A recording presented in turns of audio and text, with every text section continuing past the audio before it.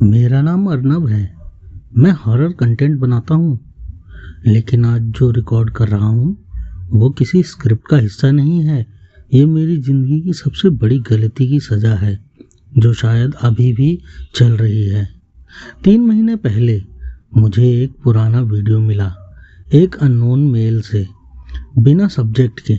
अंदर सिर्फ एक ड्राइव लिंक था और एक लाइन, अगर सच में हिम्मत है तो इस घर के अंदर एक रात गुजार कर दिखाओ। मैंने सोचा किसी फैन ने चैलेंज किया होगा, और जैसा हर क्रिएटर करता है, मैंने भी इसको कंटेंट की तरह देखा, खतरे की तरह नहीं।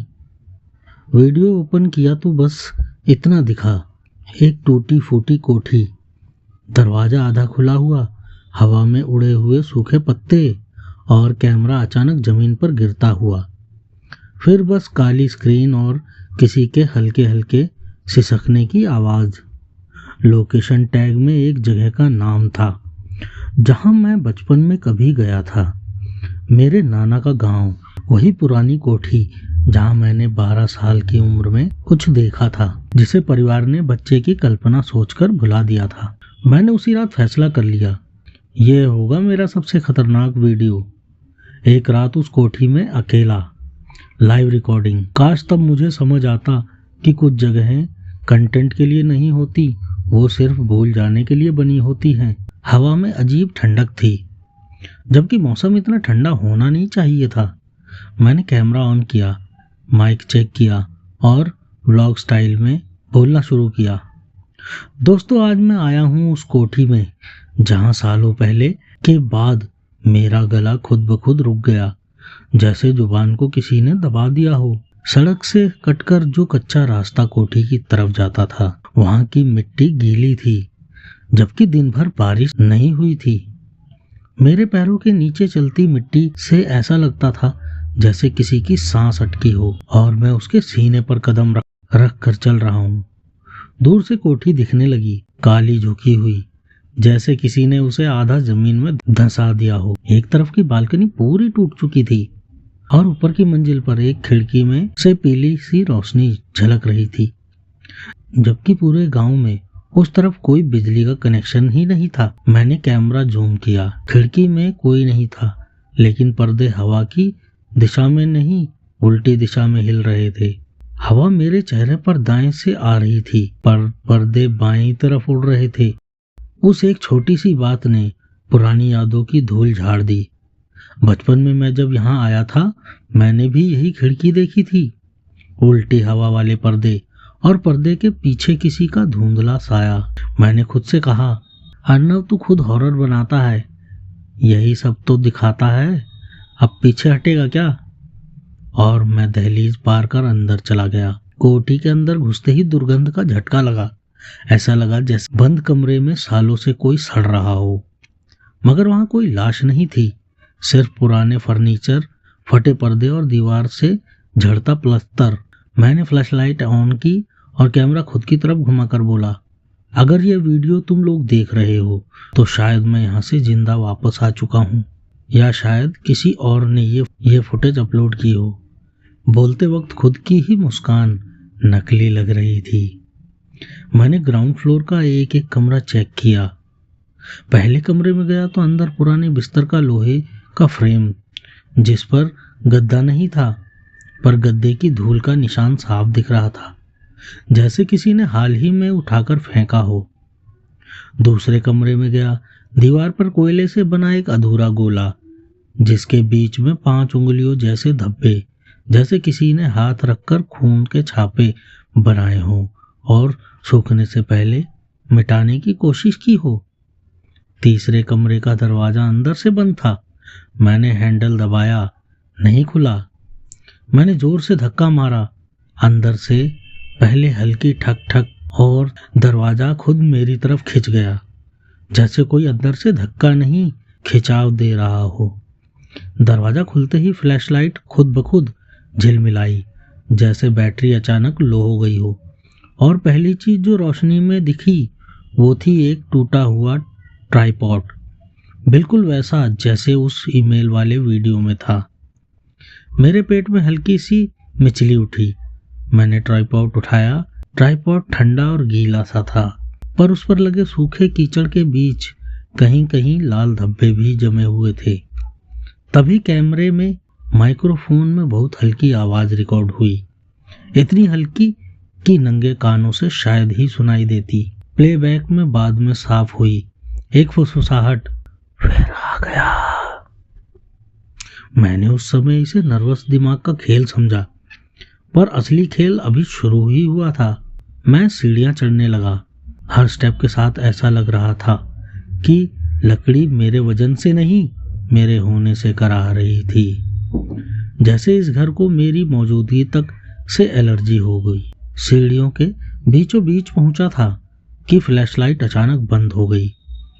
पूरे घर में पिच काला अंधेरा, बस कैमरे का लाल रिकॉर्डिंग इंडिकेटर दिखाई दे रहा था। वही छोटी सी लाल बिंदी जिसे देखकर अचानक लगा कि कोई मुझे बारीकी से देख रहा है। कुछ सेकंड के बाद लाइट खुद चालू हो गई बिना बटन दबाए, और जब रोशनी लौटी सीढ़ियों के ऊपर मुझे अपने बचपन वाला खुद का ही चेहरा खड़ा दिखाई दिया। 12 साल का अर्नव, वही शर्ट, वही नीला हाफ पैंट, वही डर से चौड़ी आंखें, पर चेहरा पूरी तरह फीका, जैसे सारी रंगत किसी ने खींचकर निकाल ली हो।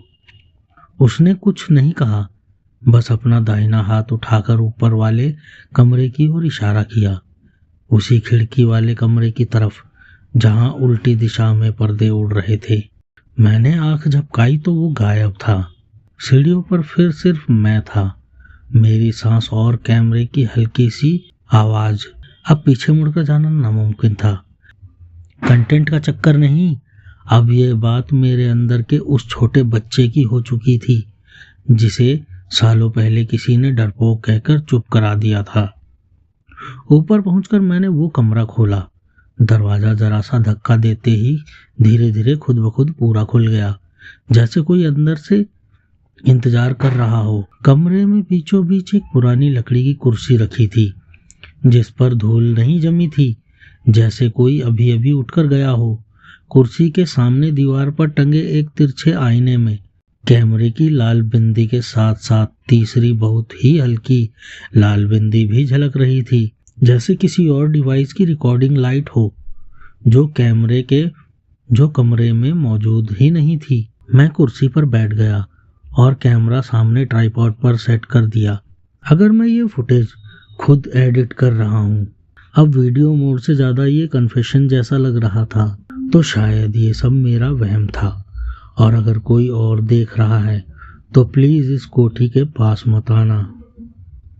जैसे ही मैंने ये लाइन बोली, कमरे की दीवार पर हल्की हल्की खरोंचों की आवाज़ शुरू हो गई। पहले एक तरफ से, फिर दूसरी तरफ से, फिर चारों तरफ से, जैसे कोई नाखूनों से अंदर से बाहर आने की कोशिश कर रहा हो। साउंड मीटर अचानक ऊपर चढ़ने लगा, जबकि मेरे कानों को आवाज मुश्किल से सुनाई दे रही थी। तो ये सिर्फ भौतिक आवाज नहीं, तो ये सिर्फ असली आवाज नहीं, कुछ और था जो सीधे डिवाइस पर असर कर रहा था। मैंने खड़े होकर दीवार के पास कान लगाया। खरोंच अब रुक चुकी थी, पर बहुत धीमी फुसफुसाहटें चल रही थीं। बाहर निकाल हमें।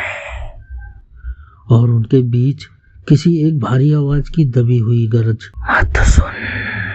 मेरा गला सूखने लगा, मगर दिमाग का एक हिस्सा कह रहा था, कमाल का फुटेज होगा, सब्सक्राइबर पागल हो जाएंगे। क्रिएटर दिमाग और इंसान की जान बचाने वाला दिमाग लड़ने लगे। तभी अचानक दरवाजा अपने आप बंद हो गया।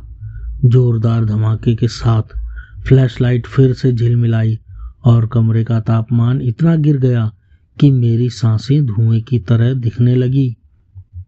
आईने में अब सिर्फ मैं नहीं था, मेरे पीछे छत से उल्टा लटका हुआ एक काला आकृति जैसा दिख रहा था, जिसके हाथ पैर कुछ ज्यादा ही लंबे थे और सिर बिल्कुल मेरी गर्दन के ऊपर झुका हुआ।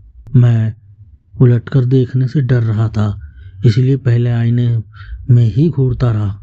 वह आकृति धीरे धीरे हिल रही थी, जैसे रस्सी से टंगी लाश जिसे हवा हल्के हल्के झुला रही हो। फिर उसके मुंह के पास जैसे कोई अदृश्य चाकू चला। काले से चेहरे पर एक दरार बनी और वहां से हल्की सी लाल चमक निकली और फिर वो दरार मुस्कान में बदल गई। फुसफुसाते एक साथ थम गई। फुसफुसाहटें एक साथ थम गई। अब सिर्फ एक आवाज कमरे में गूंज रही थी। ना साफ पुरुष, ना महिला, ना बच्चा, सबका घुला मिला अजीब सा टोन। तो आया क्यों वापस? मेरे पैर कुर्सी पर जमे थे, जैसे किसी ने नीचे से पकड़ लिया हो। मैं आवाज निकालने की कोशिश कर रहा था पर गला जाम हो चुका था। कैमरा सब रिकॉर्ड कर रहा था।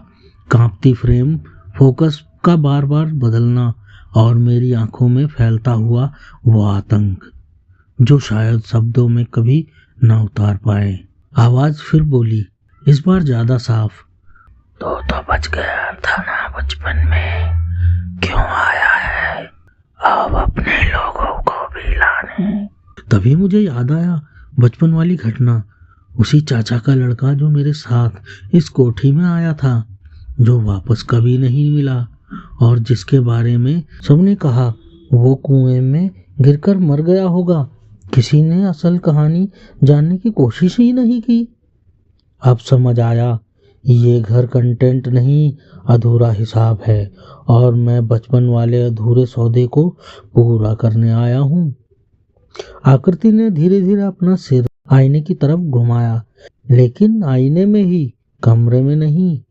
उसकी आंखें दो काले गड्ढों की तरह थीं, जिनके बीच कहीं बहुत अंदर लाल चमक थी, जैसे बुझते अंगारे। उसने कहा, तो डर की कहानियां बेचता है, हमारे हिस्से का डर लोगों को सुना सुना कर मजे लेता है। अब थोड़ा असली डर खुद भी महसूस कर। तभी मुझे ख्याल आया, मैंने आज तक कितनी सच्ची घटनाओं पर आधारित कहानियां सुनाई हैं, जिनके पीछे किसी न किसी की असली ट्रॉमा, असली मौत, असली चीखें थीं। मैंने उन्हें बस कंटेंट बना दिया, एडिट किया, म्यूजिक डाला और व्यूज काउंट किया। मैं बुदबुदाया, मुश्किल से मैं बस कहानी सुनाता हूँ, किसी को चोट नहीं पहुंचाता। फिर गला रुक गया। आकृति हंसी, एक ऐसी हंसी जो हवा में नहीं, हड्डियों के अंदर से गूंजती है। कहानियां कहने वाले ही सबसे बड़े कातिल होते हैं। वो जिस डर को दूसरों पर थोपते हैं वो कहीं और से नहीं आता, अंदर से आता है। कमरा घूमने लगा। मुझे लगा मैं कुर्सी से गिर जाऊंगा, लेकिन शरीर जैसे कुर्सी में चिपक गया था। अचानक मेरे दिमाग में कई फ्लैश आने लगे। मेरे सारे वीडियोस, थंबनेल्स, कमेंट, फैंस की भाई और डरावनी बनाओ वाली रिक्वेस्ट और मेरे हर बार उससे आगे जाने का जुनून। आकृति ने आखिरी बात कही, या तो तू यहाँ रहकर हमारे साथ ये डर हमेशा जी, या ये डर अपनी आवाज में दुनिया को दे दे, असली वाला जो झूठ मूठ वाले इफेक्ट से बहुत ज्यादा गंदा होता है। अगली बात जो मुझे याद है वो गांव के बाहर वाली सड़क पर जब खुद को पाया। सुबह की हल्की रोशनी, थका हुआ शरीर और गले में जला हुआ सा दर्द, जैसे पूरी रात चीखता रहा हूँ। कैमरा अभी भी ऑन था, बैटरी लगभग खाली। मैंने फुटेज चेक करने की हिम्मत नहीं की उसी समय। बस शहर वापस आकर 2 दिन कमरे में बंद पड़ा रहा। तीसरे दिन आखिर हिम्मत करके फुटेज लैपटॉप में डाला। फाइल का नाम अपने आप बदल चुका था। जहां मैंने हॉन्टेड कोठी चैलेंज रखा था, वहां अब नाम था पहला सच्चा कन्फेशन। टाइम स्टैम्प वही रात का था। टाइमलाइन में वीडियो पूरे 7 घंटे लंबा था, जबकि मुझे याद था मैंने मुश्किल से 2.5-3 घंटे बिताए होंगे। फ्लैशबैक शुरू किया। शुरुआत तो वैसी ही थी जैसी मुझे याद थी, पर बीच में जहां मुझे लगा था सब एक ब्लैकआउट जैसा हुआ, वहां फुटेज में मैं लगातार बोल रहा था अपनी जिंदगी की हर गलती, हर धोखा, हर वह काम जो मैंने किसी की नज़र से छुपा कर किया था। सब मैंने कैमरे के सामने कबूल किया हुआ था, एक एक डिटेल के साथ। आवाज़ मेरी थी, शब्द मेरे नहीं थे। मेरा चेहरा स्क्रीन पर था पर आंखें जैसे किसी की और थी। उस वक्त समझ आया कि सौदा क्या था। मैंने असली डर, असली शर्म, असली जिंदगी जो हर इंसान अपने अंदर छुपा कर रखता है, उसे कैमरे के जरिए बाहर निकाल दिया था। ये सिर्फ भूत प्रेत की कहानी नहीं रही, ये मेरी रूह का खुला एक्सपोज था। आज जो तुम ये कहानी सुन रहे हो, ये वो फुटेज नहीं है, ये उसकी जगह मैं खुद अपने शब्दों में बता रहा हूँ। उस फाइल को मैंने कहीं अपलोड नहीं किया, किसी को दिखाया नहीं, बस एक इनक्रप्टेड ड्राइव में डालकर छुपा दिया। तो दोस्तों, कहानी आपको कैसी लगी? अगर आपको पसंद आई तो चैनल को सब्सक्राइब करें, लाइक करें और शेयर करें, और इसी तरह और कहानियाँ सुनने के लिए हमारे साथ बने रहें।